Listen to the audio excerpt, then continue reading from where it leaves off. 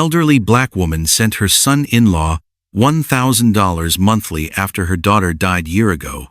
For 3 years, she worked as a cleaner, skipped meals, and sent money without missing a month, believing she was helping raise her grandson. When the excuses never stopped, she traveled to see him herself. What she discovered at his door shattered everything she thought she knew about where her sacrifice had gone. Before we go any further, we'd love for you to hit that subscribe button. Your support means the world to us, and it helps us bring you better stories. Now let's begin. Ruth Calder woke before sunrise every day. The way people did when quitting was not an option. Her knees cracked when she stood. She paused, pressed her palm against the wall, then kept moving. Coffee stayed black. Food waited until night. That was the routine. A year had passed since her daughter died. Long enough for silence to settle in, but not long enough for the ache to soften. Ruth did not talk about it much. She talked about work, about bills, about her grandson. That part always came last, like saying it out loud might break something. She worked as a nanny in the mornings and cleaned houses in the afternoons. Small jobs, quiet homes, cash slipped into her hand with polite smiles. She counted every dollar twice before sending it away. 1,000 each month. Same day, same hour. No excuses. The money went to her son-in-law. He said it helped with school supplies, shoes, food. He said the boy was doing fine. Ruth believed him because she needed to. Trust felt easier than doubt. Her bank called more than once. Different voices. Same warning. The transfers looked wrong. Too regular. Too one-sided. Ruth shut it down fast. She told them family was family. She told them they would not understand. She hung up shaking, then sent the money anyway. She asked for pictures. He said the camera was broken. She asked for video calls. He said the boy hated screens. She asked to visit. He said it was not a good time. Always later, always soon. At work, other cleaners talked. Low voices. Stories about relatives who vanished after funerals. About money that never reached children. Ruth listened but said nothing. She smiled. She kept folding sheets, kept scrubbing sinks. At night, she stared at her phone, thumb hovering. Something felt off. Not loud, just wrong. Like a door that never quite closed. She told herself patience was love. She told herself she was helping. Still, sleep came in pieces. And somewhere deep down, a question kept knocking, asking who was really being taken care of. The refusals started stacking up after that. Not dramatic, just steady. Messages read late. Calls cut short. Excuses recycled with small changes, like someone adjusting a lie so it would fit again. Ruth noticed. She just did not say it out loud. She asked about school. He sent vague answers. She asked about grades. He changed the subject. When she mentioned visiting, the tone shifted. Short replies. Defensive jokes. A comment about money being tight. That one landed wrong. She was the one sending money. At the bank, a teller leaned closer one afternoon, lowered her voice, said she saw cases like this all the time. Family using grief as leverage. Ruth stiffened. She felt heat rise in her chest. She told the woman to mind her business, walked out before the receipt printed. Back at work, she missed a step on a staircase and caught herself on the rail. Her hand shook longer than it should have. One of the homeowners asked if she was okay. Ruth said she was tired. That part was true. The talking around her got louder. A nanny mentioned a neighbor whose grandson vanished after his mother died. A cleaner said shelters were full of kids nobody claimed. Ruth laughed it off. Said people talk too much. But the words stuck. They followed her home. One night, she tried calling without warning. No answer. She tried again. Voicemail. She stared at the screen until it dimmed. Her thumb hovered, then typed a simple question. Can I see him this weekend? The reply came hours later. Not this month. Too much going on. That was when Ruth decided. She took unpaid time off. Packed a small bag. Did not announce it. Did not ask permission. She told herself she just wanted peace of mind.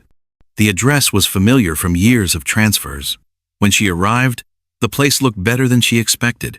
Fresh paint, new car, wind chimes on the porch. She knocked. A woman opened the door, younger, confident, wearing a wedding ring. Ruth said her son-in-law's name. The woman smiled, confused, then called for him. When he appeared, his face changed. Not shock, not relief, calculation. Ruth asked one question: "Where is my grandson?" The silence that followed was heavier than shouting. A neighbor across the street slowed down, pretended to check her phone. Someone else stepped outside, curious. Ruth felt it then. The door she had kept closed finally swung open, and nothing good was behind it. Ruth did not raise her voice. That surprised him. She stood still, hands folded, eyes locked on his face. She asked again, slower this time, "Where is my grandson?" He tried to move the conversation inside. She did not step forward. He said it was complicated. She waited. The new wife shifted behind him, arms crossed, already annoyed. Someone nearby whispered. The street felt closer. Ruth asked how school was going. He sighed, said the boy had issues, said he was ungrateful, said he caused problems. The words came easier now, too easy, like he had practiced them. She asked when she last spoke to the boy. He said it had been a while. She asked how long. He rubbed his forehead, looked away. 3 years, he said. Maybe a little more. That was when the truth cracked open. No drama, just pressure. He admitted the boy had been sent away, not to relatives, not to a program, to a shelter. He said he could not handle him. Said life moved on. Said Ruth would not have approved anyway. Ruth felt her knees weaken, but she stayed upright. She asked about the money. He shrugged. Said bills were bills. Said nobody told her to send that much. Said she should be glad he kept contact at all. She left without shouting, without crying. She walked to her car like she was floating, sat behind the wheel for a long time, hands resting in her lap, breathing shallow. Then she drove. The shelter system was a maze. Phones that rang out, offices that closed early, staff who spoke in careful tones. Ruth kept repeating the boy's name, his age, her daughter's name. She showed pictures from years ago. She said she was family. Hours passed. Then a nod. Then a clipboard. Then a hallway that smelled like disinfectant and old food. She saw him sitting on a bench, smaller, thinner, eyes sharper. He hesitated when he saw her, like hope was dangerous. Ruth knelt in front of him. Her hands trembled as she touched his shoulder.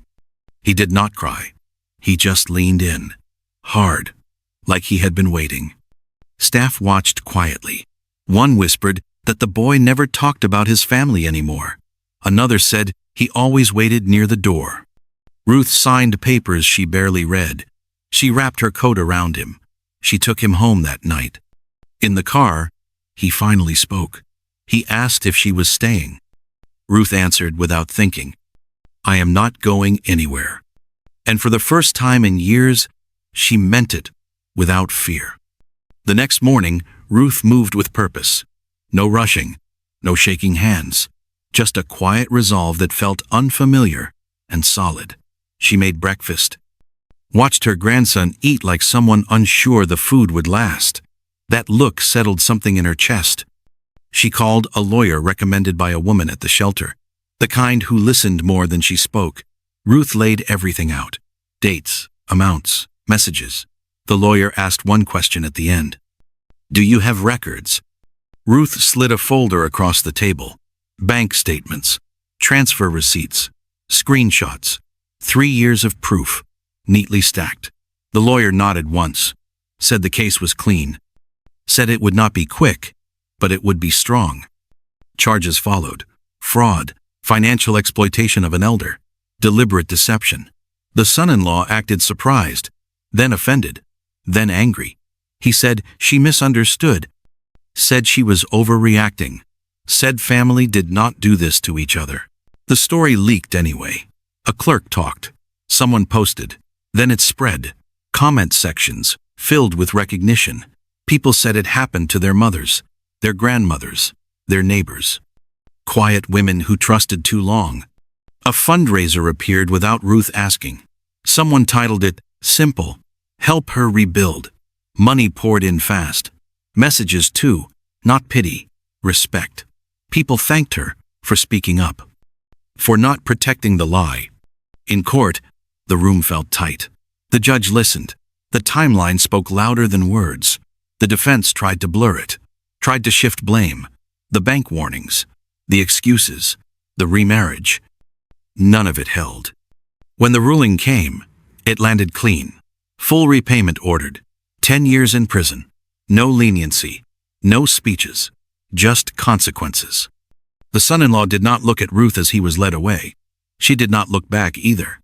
Outside, reporters waited. Ruth declined to speak. She held her grandson's hand instead. Someone in the crowd said she was brave.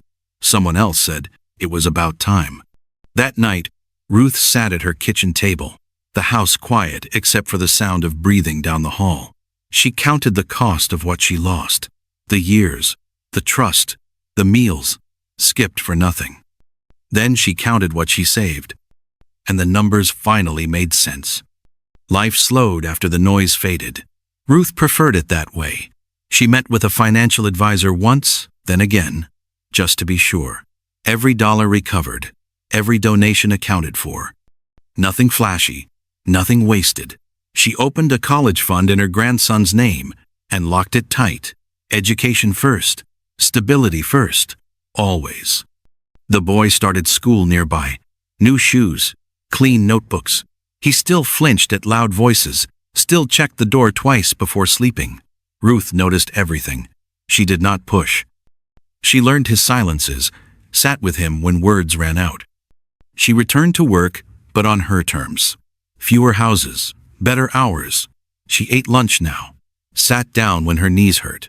People treated her differently, some with admiration, some with caution. She did not mind either. Occasionally, someone recognized her. At the store, at the bus stop. They said they saw her story online, said she was strong. Ruth smiled politely and changed the subject. Strength was not what she felt. She felt awake. At night, she sometimes replayed the past. The calls she ignored, the warnings she dismissed, the money she sent with love and never saw again. The regret still surfaced, quiet but sharp. She let it pass.